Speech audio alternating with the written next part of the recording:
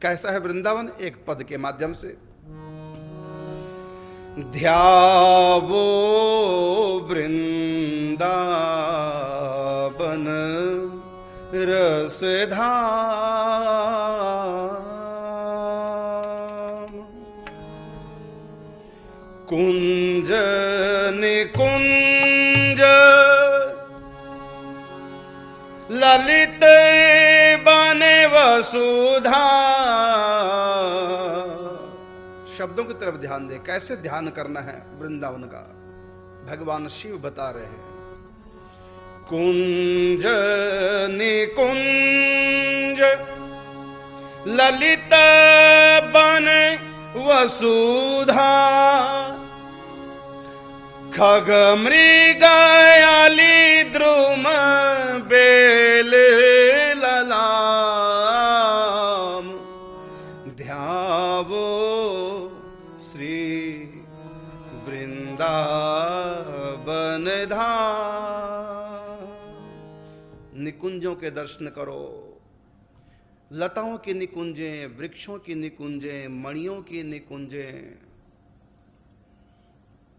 इन निकुंजों के दर्शन करो। निकुंज कुंज ललित मतलब सुंदर, वन वसुधा वृंदावन की धरती, खग मृग मतलब पक्षी और मृग आदि वहां के जीव जंतु, अली भ्रमर, द्रुम वृक्ष, बेली लताएं, ललाम सुंदर, कुंज निकुंज ललित बन वसुधा, खग मृग अली द्रुम बेली ललाम, ध्यावो वृंदावन रसधाम। भगवान शिव भगवती पार्वती को वृंदावन की महिमा सुनाते हुए कहते हैं, इन लताओं का चिंतन करो, वृक्षों का चिंतन करो, वृंदावन के जमुना जी का चिंतन करें, घाटों का चिंतन करें, कमल खिले हैं यमुना जी में, इनका चिंतन करें। रक्त कमल है, पीत कमल है, नील कमल है, श्वेत कमल है, इन पर भ्रमर मंडरा रहे हैं। जमुना जी के किनारे किनारे वृक्ष लगे हैं, उन पर बेलें छाई हुई हैं। ये सब कल्प वृक्ष हैं, ये सब कल्प लतिकाएं हैं, साधारण वृक्ष नहीं है। और ये सब राधा माधव का ही स्वरूप है। और फुलवारी बन बाग बगीचे, मग चोमग मन अति अभिराम।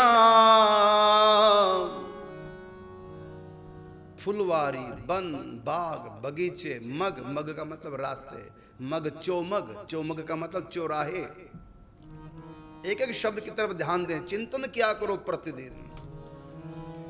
फुलवारी बन बाग बगीचे, मग चोमग मन अति अभिराम।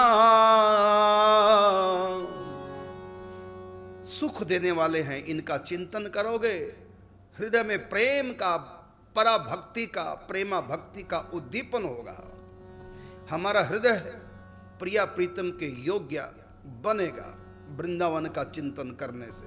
और यमुना सरोवर हो हृदनिया, लघु सरिता मग दक्षिण बाम, ध्यावो वृंदावन रसधाम।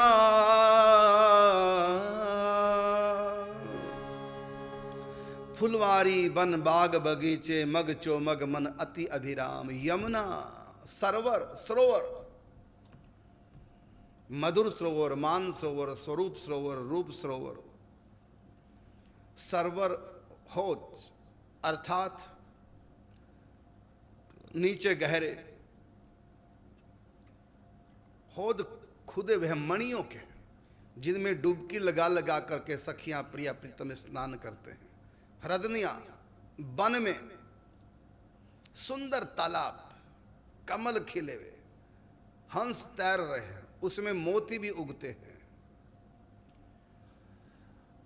हरदनियां 8 हैं, वृंदावन में 8 हरदनियां हैं, 8 दिशाओं में मोहन महल के। लघु सरिता मग दक्षिण बाम। लघु अर्थात छोटी छोटी नहरें, वृंदावन के जितने भी पथ हैं दोनों तरफ नहरें होती हैं। और लघु सरिता मग रास्ते के, और दक्षिण बाम मतलब दाएं बाएं। जब भी प्रिया प्रीतम सखियां चलती हैं पथ पर तो इधर भी नहर इधर भी नहर, और पथ के दोनों तरफ सोने के मणि जटित गमले, जिनमें अनेक प्रकार के लघु श्रेणी के फलदार फूलदार वृक्ष लगे हैं, और गमलों के बाहर मेहंदी की बाड़ लगी है, और मेहंदी की बाड़ के बाहर नहर, नहर के बाद फिर मेहंदी की बाड़, उसके बाद फिर गमले, फिर लघु श्रेणी के वृक्ष, और उसके आगे फिर घास के मैदान, उसमें भी बीच बीच में वृक्ष और फल फूलों के लघु श्रेणी के वृक्ष हैं। और तो अष्टद्वारी महल से जब बाहर निकलेंगे तब बड़े बड़े विशाल वन वृक्ष हैं, लेकिन यह है अष्टद्वारी के महल के भीतर का दृश्य, मोहन महल के चारों तरफ का। तो मोहन महल के चारों तरफ वन नहीं है, बाग है, बगीचे हैं, और अधिकतर फुलवारी है। बीच बीच में फलदार वृक्ष भी है, लेकिन वो भी छोटी श्रेणी के हैं, बड़ी श्रेणी के नहीं। और जब अष्टद्वारी महल से बाहर का वृंदावन दर्शन करेंगे तो फिर वहां वृक्ष, वृक्ष भी दूसरे वाले हैं, मीडियम श्रेणी की, जैसे अनार, अमरूद, इस तरह के, कदली, छोटे। उसके बाहर की तरफ जमुना जी की तरफ जाएंगे तो उससे थोड़ा सा बड़े वृक्ष मिलेंगे, जैसे लीची का वृक्ष है, इस तरह के। और थोड़ा आगे की तरफ जाएंगे तो और बड़े वृक्ष मिलेंगे, आम, कटहल आदि आदि, जामुन, इस प्रकार के वृक्ष। और थोड़ा जमुना जी की तरफ और आगे बढ़ेंगे, जितना जमुना जी की तरफ बढ़ते जाएंगे उतना ही वृक्ष बड़े होते चले जाएंगे। लेकिन यदि हम ऊपर से देखें, वृक्षों के ऊपर से देखें तो कोई बड़ा छोटा वृक्ष नहीं, सब इक्वल दिखाई देंगे। ऊपर से देखें तो सब एक समान। तो फिर वो बड़े कैसे कह रहे हैं आप? जब एक समान ऊपर से है हाइट, तो जमुना की तरफ बढ़ोगे, वृक्ष बड़े क्यों? उसका कारण ये है कि मोहन महल जो है वो थोड़ा ऊंचाई पे है, और जमुना जी की तरफ जाएंगे थोड़ा थोड़ा डाउन धरती चली जाती है। माने मोहन महल से नहर निकल के जब जाएगी जमुना जी में तो बीच मोहन महल थोड़ा हाइट पे है, और वहां से जमुना जी तक थोड़ा थोड़ा हाइट भूमि की, वृंदावन की नीचे होती चली जाती है, और वृक्ष बड़े होते चले जाते हैं। तो इसलिए ऊपर से वृक्ष सेम दिखाई देंगे, क्योंकि वृक्ष बाहर वाला जितना बड़ा है उतना नीचे की तरफ भी तो है, क्योंकि वहां की धरती जमुना जी की तरफ डाउन में है और मोहन महल की तरफ अप होती चली जाती है, इसलिए ऊपर से वृक्ष बराबर दिखाई देंगे। ये इसका कारण है। हरदनिया लघु सरिता मग दक्षिण भाम, और शीतल मंद सुगंध पवन सुख, सब ऋतु राज बसत एहि ठाम, करुण दास इहाँ काल ना व्यापे, करुण दास यहाँ काल ना व्यापे, नित्य विराजे श्यामा श्याम, ध्यावो वृंदावन रसधाम।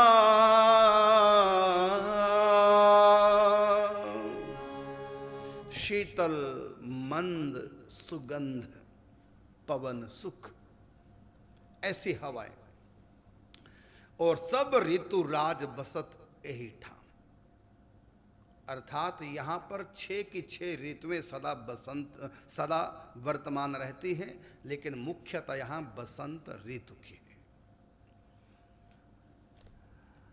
ऋतुराज, ऋतुराज कहते हैं ऋतुओं का राजा बसंत। करुण दास यहाँ काल न व्यापे, यहाँ पर प्रकृति नहीं, यहाँ पर काल नहीं, यहाँ पर माया नहीं, यहाँ गुणा जो त्रिगुण है वो सृष्टि यहाँ नहीं, यहाँ गुणातीत, कालातीत, मायातीत यहाँ की सृष्टि है। यहाँ का सृष्टि का एक भी रूल वहाँ लागू नहीं होता, और वहाँ का वृंदावन का एक भी रूल इस धरती पे लागू नहीं होता। शीतल मंद सुगंध पवन सुख, ऐसी हवाएं, और सब ऋतु राज बसत यही ठाम। अर्थात यहां पर 6 की 6 ऋतुएं सदा बसंत, सदा वर्तमान रहती हैं, लेकिन मुख्यतः यहां बसंत ऋतु की है। ऋतुराज, ऋतुराज कहते हैं ऋतुओं का राजा बसंत। करुण दास यहाँ काल न व्यापे, यहाँ पर प्रकृति नहीं, यहाँ पर काल नहीं, यहाँ पर माया नहीं, यहाँ गुणा जो त्रिगुण है वो सृष्टि यहाँ नहीं, यहाँ गुणातीत, कालातीत, मायातीत यहाँ की सृष्टि है। यहाँ का सृष्टि का एक भी रूल वहाँ लागू नहीं होता, और वहाँ का वृंदावन का एक भी रूल इस धरती पे लागू नहीं होता। यहां गुरुत्वाकर्षण शक्ति धरती में है, उसी से हमारा संगीता वेट पैमाना है उसका। लेकिन गोलोक धाम की जो वसुंधरा है, वृंदावन की जो वसुंधरा है, वहां पर गुरुत्वाकर्षण बहुत कम है। यहां तो जैसे यहां ऐसे फहराया, ऐसे देखो एकदम नीचे आ गया, ऐसे करो नीचे आ गया, ऐसे करो नीचे आ गया। नीचे क्यों आ जाता? जब मैंने ऊपर उठाया तो नीचे क्यों दोबारा आ जाता है? इसलिए आता है कि धरती में गुरुत्वाकर्षण शक्ति है, वो अपनी तरफ नीचे खींचती है। जिस अनुपात में गुरुत्वाकर्षण शक्ति काम करती है, उसी अनुपात में उसका खींचाव होता है। इसी से वेट, इसी को वेट कहते हैं, वजन। लेकिन भगवान का जो धाम है वहां पर गुरुत्वाकर्षण शक्ति है, लेकिन ये वाली नहीं, और बहुत कम है। इसलिए वहां पर ऐसे भी एक बार चुनरी राधा रानी की ऐसी होगी हवा से, तो काफी देर में धीरे धीरे उड़ती उड़ती सी नीचे आती है। मतलब गुरुत्वाकर्षण शक्ति इतनी कम है। तो श्री जी जब चलती है तो हल्की सी हवा जब आती है तो श्री जी की चुनर धीरे धीरे ऊपर उड़ती है और धीरे धीरे नीचे आती है, एकदम लहर लहर करते के नीचे। तो श्री जी जब यदि भागे तो श्री जी के केश भी जब उड़ते हैं तो धीरे धीरे नीचे लहर खाते हुए नागिन की तरह नीचे। श्री जी की चुटिया ऊपर उड़ गई, तो क्योंकि वहां गुरुत्वाकर्षण शक्ति इतनी कम है, तो धीरे धीरे ऐसे नागिन की तरह करते करते धीरे धीरे नीचे आएगी। तो श्री जी जब भागती है, कोई सखी भागती है, ऐसा लगता है जैसे उड़ रही है, जैसे धरती पे पांव तो हल्के हल्के से पड़ रहे हैं, उड़ते उड़ते से चलते हैं। जैसे चंद्रमा पे, चंद्रमा पे भी यही है, चंद्रमा का गुरुत्वाकर्षण बहुत कम है, इसलिए वहां पर उड़ते उड़ते से। यदि चंद्रमा पे कोई छलांग लगाए तो यहां से कम 50 फुट पे कूद करके छलांग लगा सकता है, उड़ता उड़ता सा जाएगा और धीरे धीरे नीचे आएगा, चोट भी नहीं लगेगी, क्योंकि वहां का गुरुत्वाकर्षण कम। उस चंद्रमा के गुरुत्वाकर्षण शक्ति से भी कम गुरुत्वाकर्षण शक्ति है निकुंज धाम की, इसलिए उड़ते उड़ते से। यहां तक कि पानी भी उछालेंगे ना, हल्का सा उछाला बहुत ऊंचे तक पहुंच जाएगा, और ऊपर से भी धीरे धीरे पानी उछलता हुआ नीचे आता है, क्योंकि वहां गुरुत्वाकर्षण शक्ति बहुत कम है। तभी मैं कहा ना कि इस मृत्युलोक का रूल वहां लागू होता नहीं। मैंने शायद कल या परसों बताया, यदि किसी मणिमय निकुंज की छत से कोई नीचे कूदे, माने 20 फुट से कोई ऊपर से नीचे कूदे और यहां धरती पे कूदेगा ना, तो बाजू टांग टूटेगी, हो सकता है मृत्यु तक हो सकती है, क्योंकि स्पीड से धरती खींचती अपनी तरफ, तो टकराव होता है और उसका अपना वेट गुरुत्वाकर्षण शक्ति से जो होता है तो वो हानि करेगा, टांग बाजू तोड़ेगा।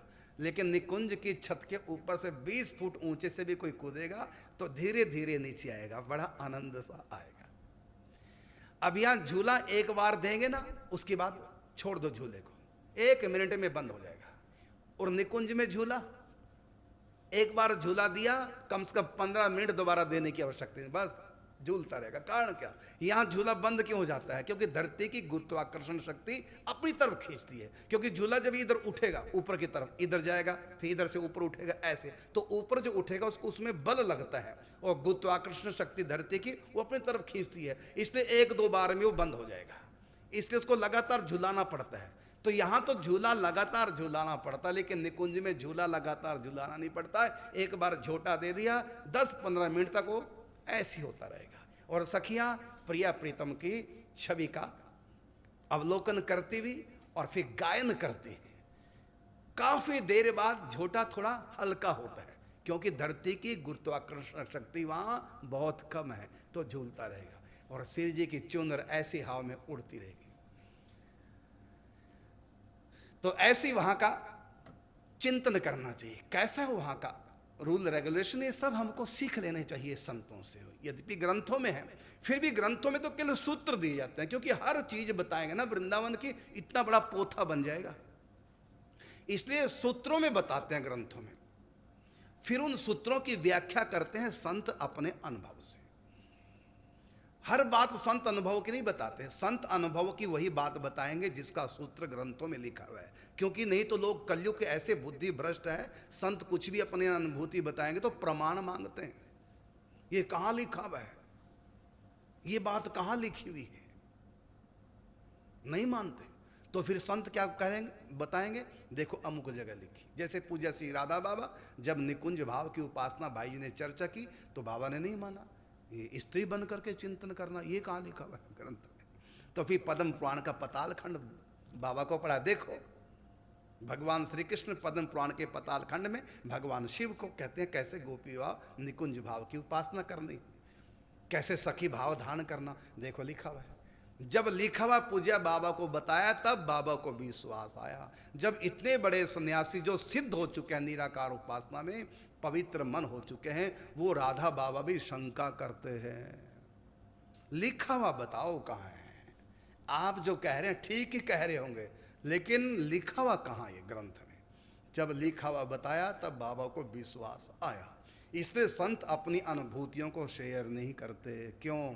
सामने वाले कलयुग के लोग पूछेंगे कहाँ लिखा हुआ है, ये बात तो हमने कभी सुनी नहीं। इसलिए फिर संत अपने अनुभव नहीं बताते, अपना अनुभव वही बताते हैं जिसका संकेत शास्त्रों में भी लिखित में हो। और फिर संत अपना अनुभव किस ढंग से बताते हैं, देखो अमुक ग्रंथ में ऐसा लिखा हुआ है, देखो किसी संत के साथ एक ऐसी घटना घटी होती है उनके खुद के साथ, लेकिन अपना नाम नहीं लेते, क्योंकि लोग इतने कलयुग के शंकालु होते हैं कि संत अगर अपना नाम लेकर के बात कहे अनुभव की, तो कहेंगे देखो अपनी प्रशंसा कर रहे हैं, है ना, अपने मुंह मियाँ मिठू कर रहे हैं। इस प्रकार की गलत बातें आती हैं। इसलिए संत अपने हृदयगत भावों को छिपा के ही रखते हैं। अब देखिए, आप भक्तमाल सीरियल देख रहे हैं, नाभा जी को कभी बताया कि मैं चंद्रकला सखी हूं? नहीं ना बताया। हाँ, तो मैं बता रहा था, ये दिव्य वृंदावन, जहां भी मन चला गया, जहां भी दृष्टि गई, बस वहीं चिपक गई। ऐसा रसा नंद, रस का समुद्र ऐसे हृदय में हिलोरे मारने लग जाता है, फिर कोई सुध नहीं। और कैसा है वो वृंदावन, बताया।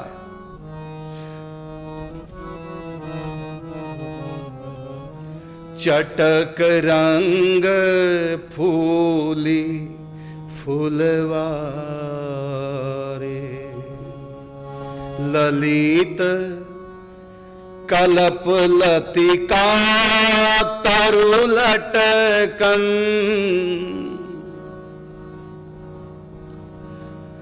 कनक माई धरणी मणि विजड़ित, कुसुम बिछावन रंग की चटकन, वृंदावन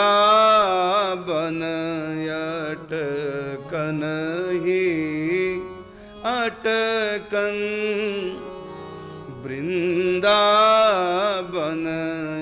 अटकन ही अटकन। चटक रंग फूली फुलवारी, ललित कल्प लतिका तरु लटकन। कल्प लतिकाएं वृक्षों से पे चढ़ी पे ऊपर से नीचे लटक रही है, कितनी सुंदर फब रही है, उन पर भ्रमर मंडरा रहे हैं। कनकमयी धरणी मणि बिजड़ित, सोने की धरती मणियों से, अनेक प्रकार के सुगंधित कोमल मणियों से जड़ित, सुंदर सुंदर आकार प्रकार के वहां की वसुंधरा कनकमयी धरणी मणि बिजड़ित, और कुसुम बिछावन रंग की चटकन, उसके ऊपर भी सखियों ने फूल बिछा रखे हैं। यहां से प्रिया प्रीतम गलबैया दी है, विचरण करते विहार करते आगे जाएंगे, उनके चरणों में किसी प्रकार का भी आघात ना हो। और कई कई जगह फूल बिछा रखे, तो कई कई जगह फूलों की पंखुड़ियां बिछा रखी, और कई जगह स्त्री केसर पुंकेसर बिछा रखे हैं, और कई जगह तो केसर के ऊपर जो केसरी रंग के दाने छोटे छोटे पाउडर होता है वो बिछाया हुआ है, और कई जगह कोमल किसले बिछाए हुए हैं। कोमल बसंत ऋतु में जो कोंपलें फूटती हैं वृक्षों पे, लाल लाल रंग के पत्ते नए नए, वो कोमल किसले बिछा रखे। और कभी कभी मंद सी हवा जब चलती है तो वहां उड़ा लेती है वहां से, तो नीचे सोने की धरती मणियों से जड़ित फिर सखियां बिछाती है, और उस सुगंध को उड़ा करके वायु ठाकुर जी तक पहुंचा देती है कि प्यारे आप दोनों बतरस ले रहे हैं, आगे देखिए सखियों ने कैसी तैयारी कर रखी है, मैं वहां से सुगंध लाई हूं आपके लिए। तो ठाकुर जी को पवन, वहां का यहां का जो हवा है ना पुरुष लिंग है, इस दुनिया की जो हवा है पवन वो पुल्लिंग है, और पवन देवी नहीं है, पवन देवता है। हनुमान जी के पिता, हनुमान जी कहा ना पवन पुत्र, मारुति नंदन, मारुति कहते हैं हवा को, तो यहां की हवा वो देवता है, वायु देवता है, लेकिन पुरुष का तो प्रवेश ही नहीं वृंदावन में, इसलिए वहां की जो हवा है ना वो ये वाली हवा नहीं, आम वाली, वहां की हवाएं भी सखियां बनी हैं। सखी वहां की हवा है। यहां तक कि यहां राग और रागनियां होते हैं, इस यहां पर हम लोग गाते हैं राग और रागनी होती हैं, तो रागनी स्त्रीलिंग है, राग पुल्लिंग है, लेकिन निकुंज में राग है सही, लेकिन ये वाले राग नहीं, क्योंकि यहां के रागों के देवता पुरुष हैं और रागिनियों के देवता स्त्री हैं, लेकिन निकुंज में रागों का प्रवेश नहीं, अर्थात पुरुष का प्रवेश नहीं, तो वहां के राग भी सखियां बने हैं, वहां की हवा भी सखियां बनी है। यहां तक कि राधा रानी ठाकुर जी का श्रृंगार सब सखियां बनी हुई, अंगूठी नथ नथ अपना रंग देवी जी बनी है। श्री जी के सिंहासन सर्वतोभद्री नाम की सखी बनी है। श्री जी की बिंदिया सखी बनी है, तिलकनी नाम सखी का, वो बिंदिया बनी है। कानों के तांटक, कानों के झुमके, कानों के कुंडल, कानों के कर्णफूल, ये सब अलग अलग स्टाइल के, ये सब सखियां बनी हैं। यहां तक कि राधा रानी के गाल पे जो तिल है ना, वो तिल भी सखी बनी है। श्री जी के चरणों में जो पांवरियां हैं वो भी सखियां बनी है। बड़ा विचित्र वहां का खेल है। तो वहां पुरुष का प्रवेश नहीं, इसलिए वहां रागों का प्रवेश नहीं, रागों के देवता का, वहां सखियां ही राग बनी होती हैं। वही संगीत की देवी, यहां संगीत की देवी सरस्वती है। इस दुनिया में संगीत की देवी सरस्वती है, और उस दुनिया में संगीत की देवी तुंग विद्या सखी, वहां की सरस्वती। उन्हीं तुंग विद्या से अनेक सरस्वतियां प्रकट होती हैं। जासु अंश उपजहि गुण खानी, कोटिन उमा रमा ब्रह्माणी। जासु अंश, जिनके अंश से प्रकट होती हैं, तो जिनका अंश का मतलब राधा रानी, तो राधा रानी का अंश कौन है? तो सखियां। इन सखियों से कितनी देवियां प्रकट होती हैं, इन सखियों से कितनी रागनियां प्रकट होती हैं। तो कनकमयी मणि धरणी मणि विचरित कुसुम बिछावन रंग की चटकन और प्रीतम प्यारी।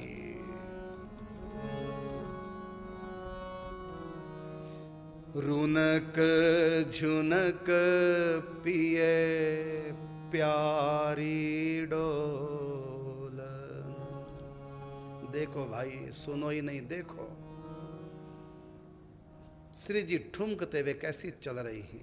ठाकुर जी चूड़ियों की खनक,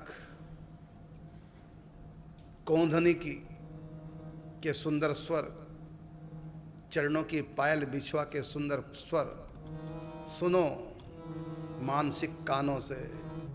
रुनक झुनक पिए प्यारी डोलन।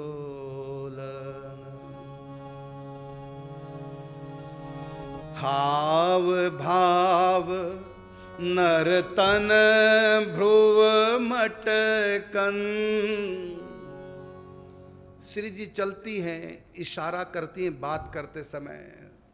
जब श्री जी ऐसे करके ठाकुर जी से बातें कर रही हैं तो ऐसे हाथ पांव श्री जी के चलते हैं और आंखों के इशारे, भ्रू की मटकन, ग्रीवा की लटकन, सारा अंग अंग ऐसे मटकता है, लगता है कि बातें नहीं कर रही हैं, राधा रानी नृत्य कर रही हैं बैठे बैठे, या चलते चलते नृत्य कर रही हैं। इनकी चाल, इनके हाव भाव, कटाक्ष, इनकी ग्रीवा की लटकन, इनके नेत्रों का दृष्टिपात, बिल्कुल लगता है कि जैसे कि नृत्य कर रही हैं। तो रुनक झुनक पिया प्यारी डोलन। हाव भाव नर्तन भ्रू मटकन और नव निकुंज रस रास माधुरी। नव निकुंज रस रास माधुरी। विविचा विलख सखियन की गटकन। वृंदावन अटकन अटकन। नव निकुंज रस रास माधुरी। विवि छवि मतलब दोनों की छवि प्यारी प्रीतम की कैसी है, तो छवि लखी सखियन की गटकन, अर्थात नेत्रों से सखियां प्रिय प्रीतम की रस माधुरी, रूप माधुरी, बत रस माधुरी, अवलोकन माधुरी, चटकन लटकन भ्रू मटकन माधुरी, नेत्रों से पान करी हैं, गटक रही है मतलब पी रही है। नव निकुंज रस रास माधुरी। विवि छवि लखी सखियन की गटकन। पीना सखियों का नेत्रों से प्रिय प्रीतम की लीला माधुरी, रूप माधुरी, वेणु माधुरी, श्रृंगार माधुरी, बतरस माधुरी, अवलोकन माधुरी, चलन माधुरी, भ्रू मटकन माधुरी। ये सब मीठा मीठा है और ये नेत्रों से पी रही हैं सखियां। ऐसा वह दिव्य वृंदावन। और चमचमात अति कुंज महल मणि। रवि कबहू शशि किरण की छिटकन। करुण दास वृंदावन शोभा। करुण दास वृंदावन शोभा। देख मिटिया मन की भटकन। देख मिटिया मन की भटकन। वृंदावन अटकन ही अटकन। वृंदावन अटकन ही अटकन। जित देखूं उत ही मन अटके, जित देखूं उत ही मन अटके। रही तनिक नहीं मन की खटकन,